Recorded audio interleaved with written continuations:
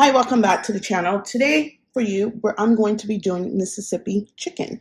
So you've heard of Mississippi pot roast. Today I'm going to be making Mississippi chicken.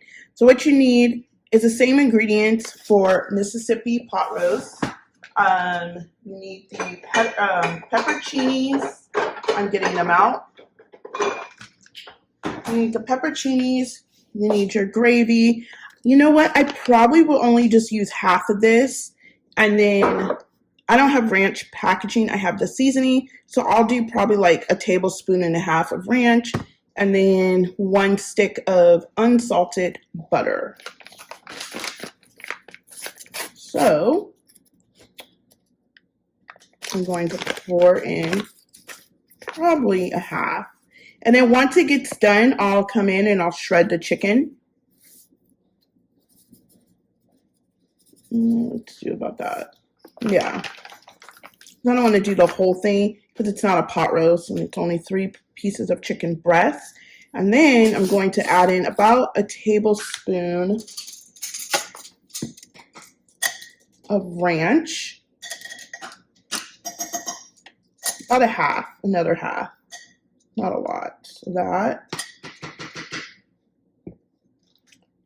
And then we're going to add in pepperoncinis. Let me get a fork.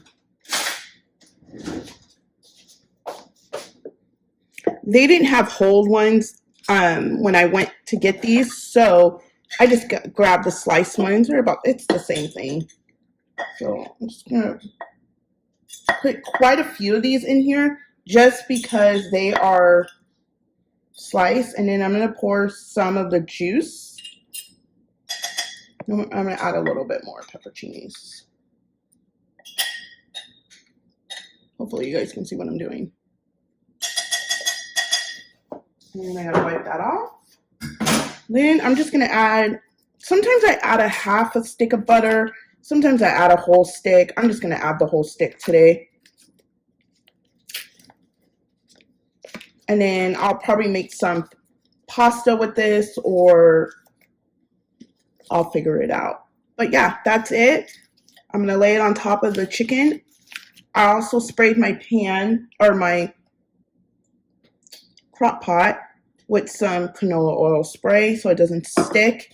Normally I use a crock pot liner, but today I just decided not to because, you know, when you're using those, you still got to clean it. So, I mean, it's whatever. So I'm going to set this for about 6 hours, 5 hours, and I'll come back and show you the next step. Okay, so now the Mississippi pot roast, or the chicken is it's shreddable now. So I'm going to take each piece out and I'm going to shred it on the cutting board here. And then I also cooked up some pasta, and then we're going to serve it over that and a vegetable too. So let me get this all out and then I'll shred it. See, it is falling apart, so that's good. I'm going to turn the crock pot off and put it on warm now. So I'm just going to take the 2 forks because this is what I have.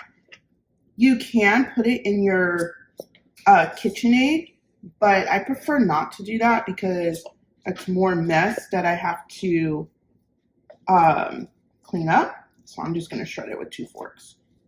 I was thinking about getting that thing that people have. You can get them off Amazon. I think they're called bear claws. And it helps you shred up your chicken easily too. So let's shred all this up. I mean, it doesn't have to be shredded like you know, really small pieces or anything like that. Just as long as it's shredded. And you can serve this over, you can put this in buns, you can serve it over mashed potatoes. There's like so many things you can eat this with.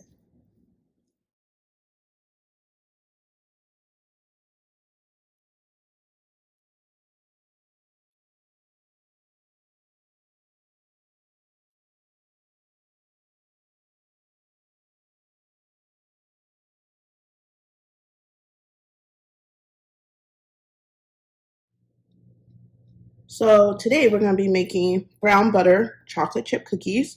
So you need 1 cup of salted butter. We need to get this on the stove and melt it. So I'm going to open this up.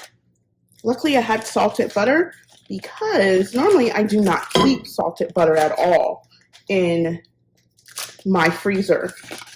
They were out of regular butter so at Sam's one day, so I ended up picking up salted butter. So I'm going to get this melted down and then I'll take you along for the process. So it's melted down. So once you stop hearing the crackling noise, you have to watch the butter very carefully because you can burn it. So I'm just going to continue to let it crackle and do its thing. And then eventually it'll start turning brown, and that's what you want. You want the brown, nutty butter. That's the only way I could describe it to you. And then I'm going to keep stirring it a little bit so I can watch it very carefully.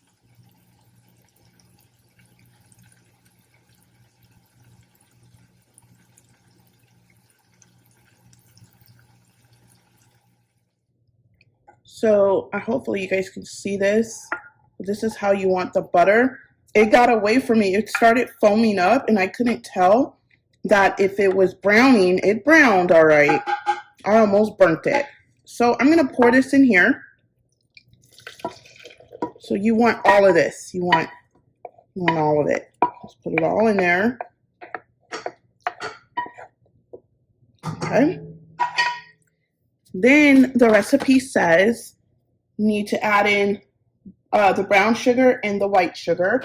So it calls for half a cup of white sugar. So I'm going to put that in there. Half a cup.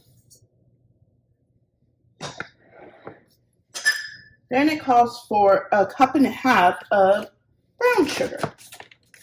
All I have is light brown sugar. So that should work.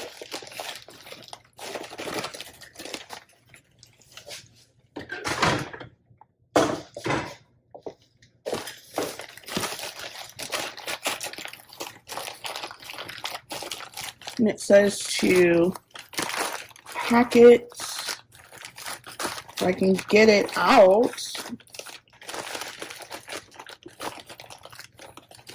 This is the half. And dump that in there.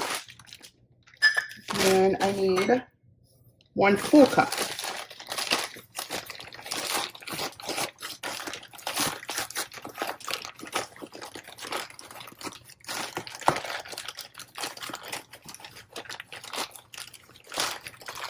I don't know why I am having problems getting the brown sugar. No clue.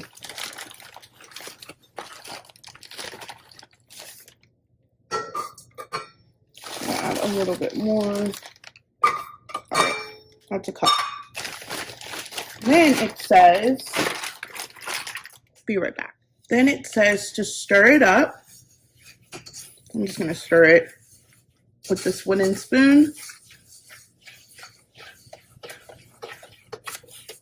I'll make sure that's, oh my gosh, I wish you guys can smell this.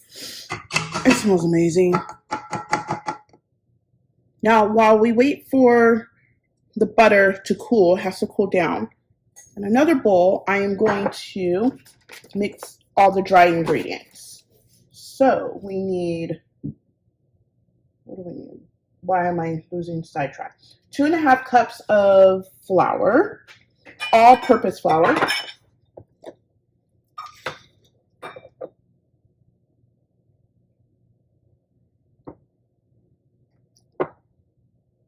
One, 2, and then we need 1/2 cup.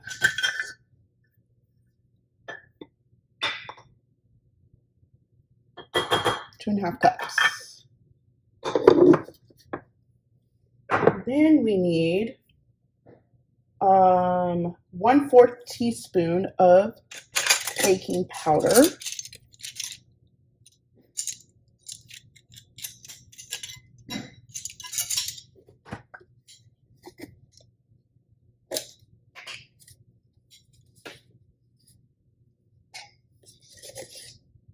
Very small for baking powder.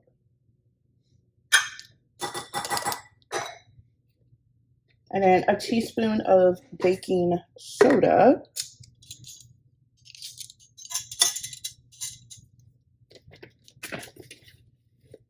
I've never made these before, so I'm really looking at the directions so I can make sure I'm adding everything correctly. And a teaspoon of baking soda. It calls for salt, but we use salted butter. So I'm just going to use, it calls for a teaspoon of salt, but I'm not going to do that because we, like I said, we use salted butter. So I'm just going to use a little bit of salt. About that much. And, oh, sorry guys. Gotta get my whisk out. I apologize for the camera. I'm just gonna whisk this in together. Like that. And then I'm gonna wait for a few minutes and let this cool down some more, and then I'll be right back. Okay, just kidding. I need to add in the eggs and the vanilla, then we let it cool. So I'm going to add in 2 large eggs. Well, I don't have 2 large eggs, and 1 egg yolk. Then I'm going to add in, what is it? 2 teaspoons of vanilla. And I will leave a link to where you can get this recipe.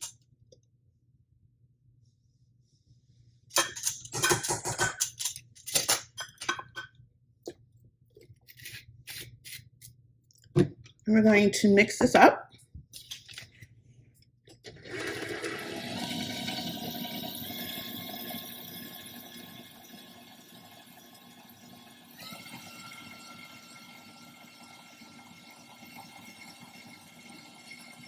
And then I'm going to let it cool some more, Come back and add the dry ingredients to it.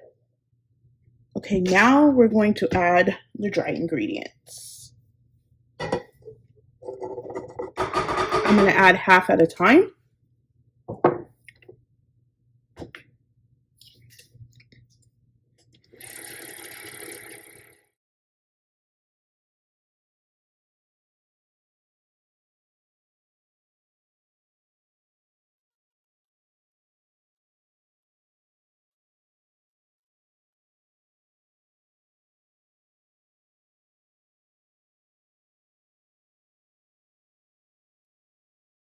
So the dough is pretty soft. I did add about a 1/4 cup more of flour, not even a 1/4 cup. And it's still a little soft. So I'm going to add the chocolate chips.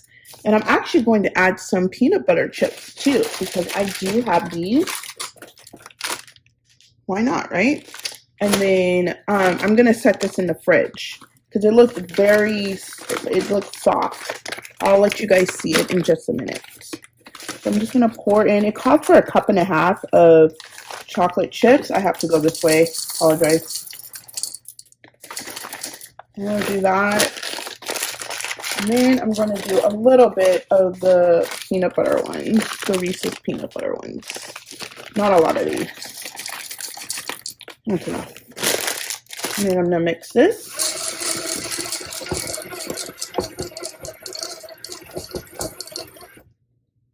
And then I'm going to let you see it before I put it in the fridge. So this is what it looks like. It's pretty soft. So I'll put it in the fridge. I'll check in about 30 minutes and then I'll bake them. For tonight's dinner, we're going to be having scalloped potatoes, and I made this chicken herb sauce dish, and I also made some vegetables, some green beans and carrots. And right now I'm just preparing the scalloped potatoes. I sprayed my dish down. On the right hand side there, I have my kettle going because it needs like 2 cups of water. I really want to know how to make these myself. I need to just buy like a, I don't know, like a grater for the potatoes and do it myself. And then it calls for like a half a cup of milk and like a tablespoon of butter, and then it comes with the seasoning. And then, so yeah, that's, I'm mixing everything together, and then it goes into the oven. I just follow directions. I put in the oven for like 50 minutes on 350. Mm.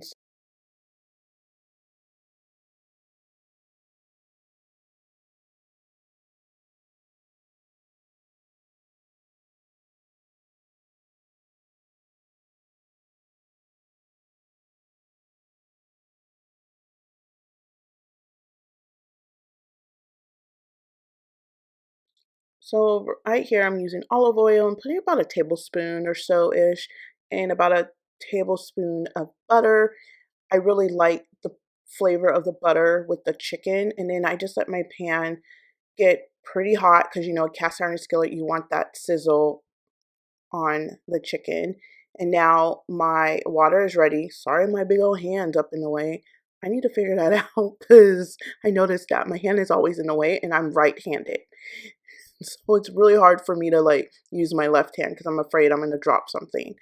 But yeah, I just pour all the water all over the seasoning. I don't think I show it on camera, but I do mix it up and then I put it in the oven. Now the skillet is ready to go, so I'm putting all the chicken on there.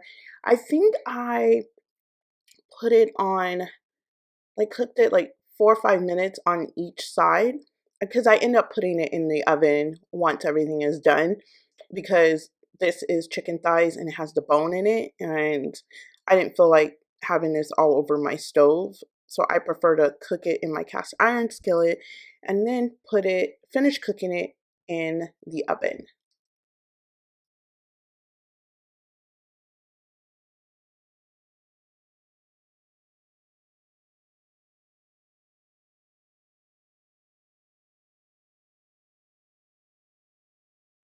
So I just put the potatoes in the oven, and then I'm going to turn over the chicken. So look at that nice sear on the skin side. I love that. And by the way, this came out so good and it was smelling amazing when I was cooking it. I really like chicken thighs. This recipe is normally cooked with chicken breast, but I feel chicken breast dries out so much, so I really don't like cooking with it. So here I am taking the chicken out of the pan and I am getting ready to make the sauce. I had to improvise a little bit on the sauce because I didn't have cream of chicken. So I looked on Google and I found something similar that would go good with this. So I kind of made this sauce up as I go. So if I can remember, I will try to link it down, but pretty much I'm adding about a tablespoon and a half of flour and letting that cook out.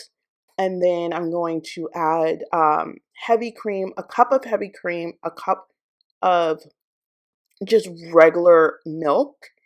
And then I think I add like a little bit of like lemon juice. I add parsley, I believe, I think oregano and salt and pepper. I could be wrong, but I do show it. Yeah, and I'm just trying to get that, cooking that flour out, you know, trying to get it brown. And then, yeah, I just add that. That's the heavy cream. And then it starts bubbling up on me because I forgot to turn down the stove. Yeah, but everything turned out a-okay. And then I go in and I add the cup of milk as well.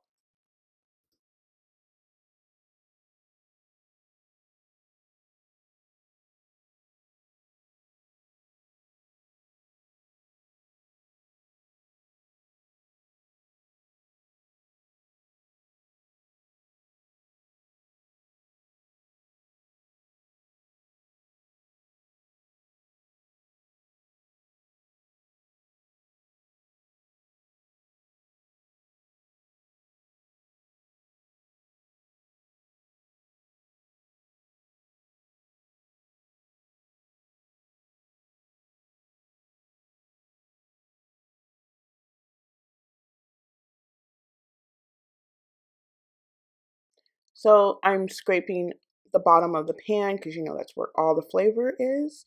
And I'm putting the chicken back into the sauce. And then eventually I am going to put it in the oven and let it finish cooking. I let this cook probably about 30 minutes, 35 minutes. I can't remember. I just cooked it until it was 165 degrees. And that means that it was done. So I checked all the chicken. So yeah, and I also have the potatoes in there as well.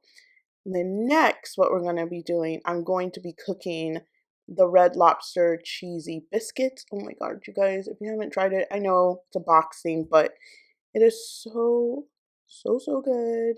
And yes, I am lining my cookie sheet because I do not want to clean it up. And good trick that I learned, crumble up your parchment paper because it will lay flat if you do it that way. I just recently learned that. So I'm like, yep. So now I am just using a box and I'm following the directions in the box. And yeah, these were amazing. And also, if you've not tried Mike's Hot Honey, you don't know what you're missing. I put that on my biscuit. It was so good. I usually use that on pizza, pretty much any like protein. It is delicious. It's Mike's Hot Honey, and I found mine at Walmart. So I'm going to stop yapping. Thanks again so much for watching the video, and thumbs up the video. If you have not subscribed, please hit the subscribe button, and I will catch you in the next cooking video. Bye.